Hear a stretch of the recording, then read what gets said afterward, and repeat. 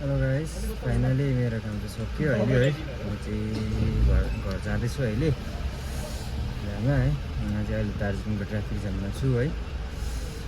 दार्जिलिङमा पनि अहिले त्यो सिजन चाहिँ लागेको छैन होइन, ट्राफिक जाम चाहिँ ओभरै बढेको छ है गाइस। यति छ ट्राफिक जाम चाहिँ दार्जिलिङमा। म्याक्सिमम् बसेको 10 से 15 मिनट भयो, ज्यादा त भएको छैन है। यो ट्राफिक जाम तपाईँहरूलाई देखाउँछु है गाइस। हेर्नु सक्नुहुन्छ तपाईँहरूले, यो चाहिँ ट्राफिक जाम है दार्जिलिङको अहिले फिलहालमा हेभी जाम छ है। यो चाहिँ पोख्रेबुङ, यो जुन चाहिँ तपाईँको राइट ह्यान्ड साइडपट्टि गाडी छ, यो चाहिँ पोख्रेबुङ जान्छ है। पोख्रेबुङ भयो, कता कता जान्छ, तकदाहरू जान्छ है।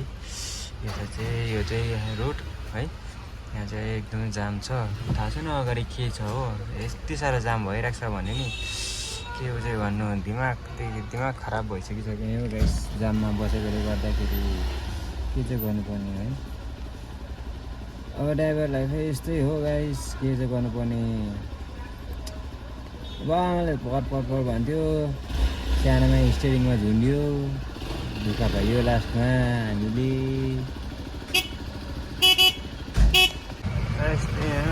ट्राफिक जामै ज्यादा भयो दार्जिलिङमा, के चाहिँ गर्नुपर्ने हो यो जिन्दगीमा चाहिँ हो। गाडी ज्यादा भयो, यो गाडी ज्यादा भयो चाहिँ दार्जिलिङमा चाहिँ गाडी ज्यादा भयो है एकदम। अहिले चाहिँ यी जाममा चाहिँ सानोतिनो भ्लग बनाउँ भनेर चाहिँ भिडियो गर्दै हिँड्दै गरेको हो।